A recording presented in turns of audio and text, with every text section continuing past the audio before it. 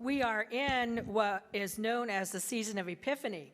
And the season of Epiphany in the church year is a time where Jesus is revealed to us, who Jesus is. It's a critical time in the church year, but for us it really is in that January, February kind of slump, right? And so we really are like, okay, whatever comes along our way is good, okay? But it is so important for us, and the church year, I believe, is a very important thing for us as well. We just celebrated Advent, which is a time where we wait for the coming of the one who was, who is, and who is to come, because Jesus has said that he is with us every day. We celebrated Christmas, and Christmas, that time where we are reminded once again of the baby born in a manger for us, and what Jesus did and what his birth meant for us in this world. And now here in this season of Advent, or in this season of Epiphany, it is a time for, and we need to look at, it is a time for the disciples, because did you hear at the end of today's reading? It says, Jesus did this, the first of his signs in Cana of Galilee, and revealed his glory, and what? His disciples believed in him. You see, Jesus has called his disciples, but he needs to, in some way, help them along to believe who he is. And he's not just another rabbi, not just another prophet, but something more than that. And so Jesus is doing this first sign in Cana of Galilee so that they might come to believe in him. But quite honestly, it's so that we might come to believe in him also. The church year, and for all intents and purposes, it's the same every year. We have Advent, we have Christmas, we have the season of Epiphany, which moves us into Lent, which moves us into Easter, which moves us then into Pentecost, in the season of Pentecost. So there's this wonderful reminding for us every year of what Jesus' life was like and who Jesus was for us, but then it's also about what do we do with that information? Do we take it in and just let it sit, or do we move out and do we go and tell, as our welcome said this morning?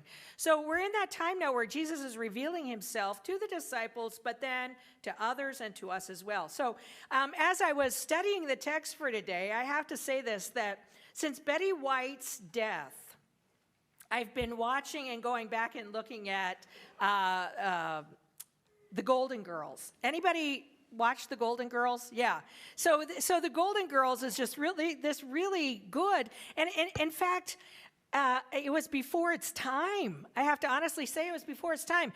They really hit on a lot of controversial issues before they really truly became issues, so to speak. But what I've noticed even more now is how these four women played together, how they interacted with one another. And it reminded me in comedy, and I've heard this before, and as I watch them acting together, it reminds me that timing is everything, especially in comedy. Timing is everything. And I've watched the four of them and how they can make a laugh. They can make us laugh with just a well-timed look. Nothing else, no words. It's a well-timed look. So in comedy, timing is everything. But you know what? It's that way in life too, isn't it? There are just certain things in life that we cannot rush. They're going to happen in their own time, even though we want to hurry them along and we want to make them happen. They're not going to be rushed. But there are also things that we can't stop from happening because it is the way life is. So not only is it in comedy, but it's also in life that timing is everything. And we see that in our gospel reading for today. Quite honestly, the worst thing happens to this wedding couple, to the families of this bride and groom. The worst thing that could possibly happen has happened. Now, we might think, they ran out of wine. You know, what's the big deal? Well, the big deal is that wine wasn't just something they served so that the reception was a whole bunch of fun, all right? And it wasn't that they had a whole bunch of backup liquors that you could go to if they ran out of wine. The thing with the wine was it was symbolic as much as it was anything else. The wine showed, and not just the wine, the abundance of wine showed God's blessings.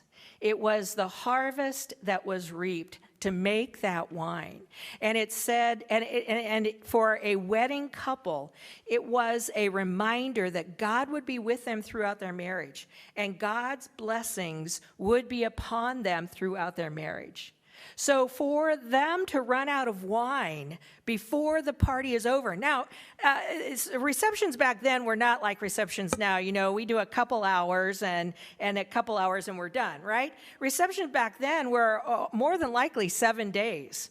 So here they are on the third day and they're out of wine. Ooh, big mistake. Big mistake, because it would symbolize to the people, it was a social faux pas, because it would say to the people that God's blessings were not there on that day for the reception, but not there for the couple as they went through their lives. And so John is very quick to show us how important timing is, because it's merely the third day and the wine is gone.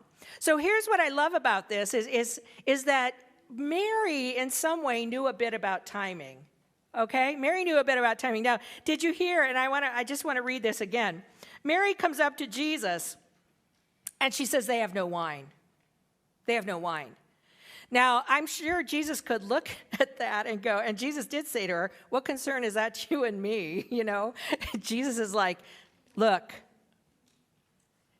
why should that matter to us? We're merely guests here. We don't have anything to do with this. Woman, he says, woman, what does this have to do with you and me? But now it's the next thing that he says that's important. My hour has not yet come. You see, Mary is revealing to us a very important thing about Jesus, something that Mary knows. Because Mary, remember, heard the words of the shepherds when they came to the manger to see Jesus. Mary heard the words of the Magi when they came to see Jesus as well. And Scripture tells us that Mary savored these things. She kept these things in her heart, and she pondered them. Now, to ponder something means that every now and then it keeps coming back up, right? It sort of keeps brewing within you. So Mary knew on some level that Jesus was more than just her son. Mary knew that Jesus was the Son of God. And Mary knew that when Jesus was around, extraordinary things were going to happen. Mary knew that when Jesus was present, that God was present as well, and that things that they would not expect to happen could happen. And so Mary says, they're out of wine. And Jesus says, woman, what does that have to do with you and me? My time has not yet come. Jesus is specifically saying that it's not time for his glory to come into place. If we rush things, he's basically saying to Mary, if we rush things, it's going to go off track, right? But Mary knew that it was more than time for him to be about who he was, and to make sure that people saw who he was, and to make sure that this couple would be blessed in their marriage. And so Mary goes on, and Mary says this. Now, I would think that, I have to tell you this, I would think on some level, Mary's a little disturbed. I remember the first time that I found out my mom and dad's real names, right? That their real names were not mom and dad, right? That it was Felty, it was his nickname, Felty was my dad's nickname, and Helen. And I remembered how, sometimes we kind of get full of ourselves, right? And so I'm going to call them, hey, Helen, right? Have we ever done that? Yeah, I remember my mom's reaction. Have you done that? Yeah. I remember how my mom reacted to it. How did your mom react to it? Did she get upset with you? Yes. Yes, I'm telling you. It is this thing about identity, right?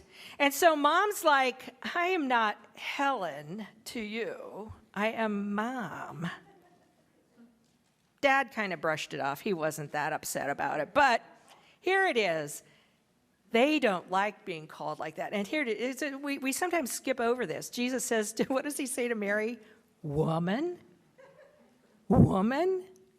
Now, Mary, for all intents and purposes, should be upset. Because, come on, I'm not just a woman. I gave birth to you. I rode on a donkey for weeks and weeks as I was 9 months pregnant to give birth to you. I gave birth to you in a cow. There were cows there. There were horses. It smelled.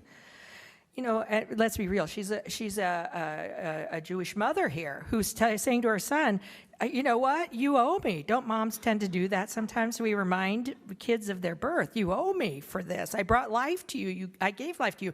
So Mary, but she doesn't do any of that, right?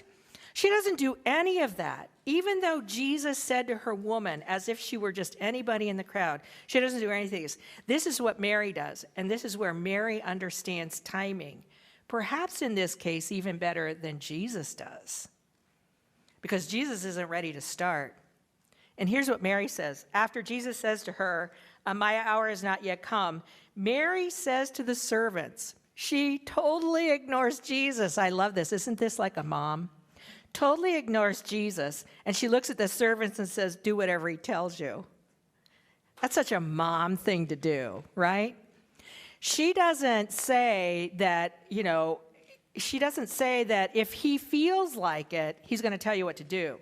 What she says is, he's going to tell you what to do. Expect something in the near future, because what he tells you to do is what you should do. She understands that in that timing, that Jesus can accomplish something far greater than any of them. She as his mother, she as a mere woman, none of them can accomplish what Jesus can. And so to finish out the story, Jesus tells them to fill the casks with water, and he turns the water into wine. We know that. And so we look at this, and Jesus really has accomplished his first miracle in John. He's accomplished his first miracle in John, turning water into wine. Now, those of us who like a little bit of wine every now and then think this is a wonderful miracle, don't we? Absolutely. We think it's a wonderful miracle. In fact, we would like to conjure up Jesus every now and then and say, I need more wine. I'm out, right? But that's not who Jesus is. Nor do I believe that this is about Jesus turning water into wine. This is about Jesus revealing himself to the disciples. Now, not necessarily to everyone who's there. If we really listen to the story, the bride and groom, at that point in the wedding ceremony, the bride and groom and their families never learned that Jesus is the one. And I don't want to say never. While they're there and present at the wedding reception, they don't learn that Jesus is the one that did this. It says the stewards know who did it, but it doesn't indicate that the bridal party knows who turned the water into wine. Jesus did this so that a select few might come to know who he is and might come to believe in who he is. So Jesus really rained down God's blessings on that wedding couple, even though they didn't know about it. For John, in the Gospel of John, timing is very important. The Gospel of John really works around two different kinds of times. One of the times that we have in the Gospel of John is called chronos time. And so a word that we have from that is chronological, right? Chronos time, chronological time. Chronos time is calendar time, it's clock time. Chronos time is the things that we know exactly are going to happen, right? There's no doubt when these times are going to happen. The other time that John deals with is called Kairos time. And Kairos time is God's time. And what we know is that God's time and God's timing is always a surprise. We never quite know. Now, before the whole idea of being induced, women being induced, the idea of childbirth was totally Kairos time, because the parents didn't know when this child was going to appear, and so it was all in God's timing, right? Now, with inducing it, that changes a little bit, but I'm here to say that even with that, you're not going to pinpoint the exact time that baby's going to be born. It's still in God's timing. And so we're looking at Chronos time and Kairos time. And Jesus is, in this case, doing both. All right? In this case, is doing both. What's important about that is it speaks to Jesus in his humanity, but it also speaks to Jesus in his divinity.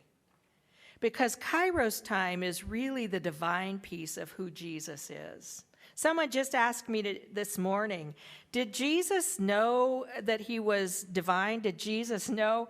You know, and I will be honest with you. Sometimes it's good to just step back and go, yeah.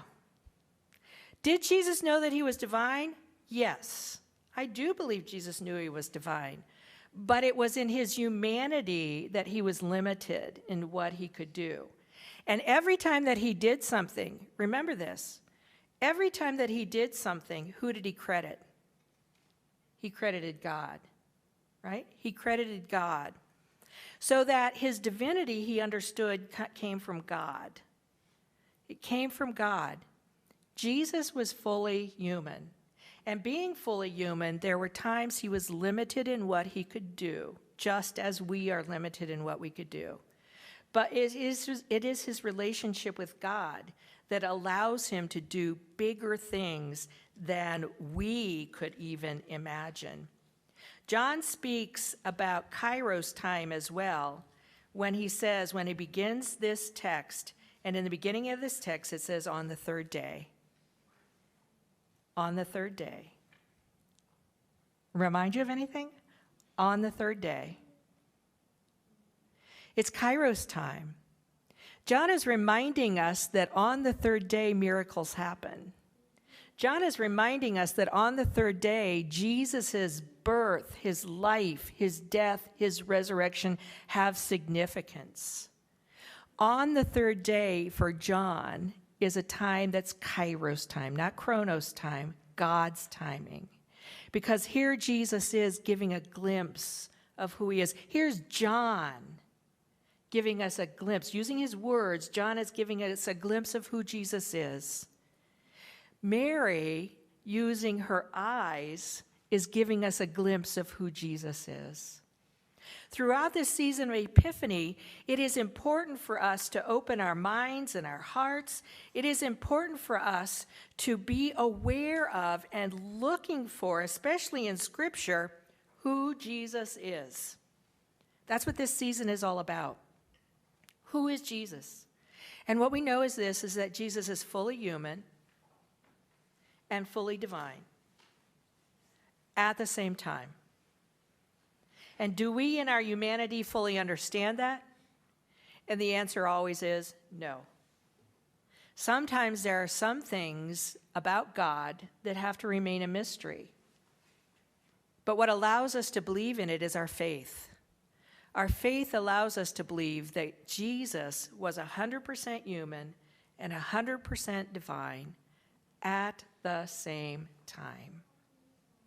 We're not called to always understand, but we're always called in our faith to know that when Jesus is present, extraordinary things will happen. Jesus can take the ordinary, like water, and turn it into wine. An ordinary smile can turn someone's day upside down. An ordinary can of food gives life and abundance to someone who may not have it.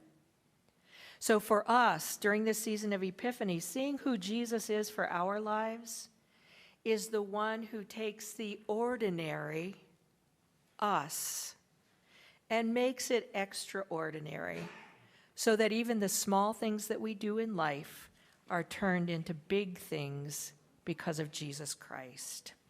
Amen.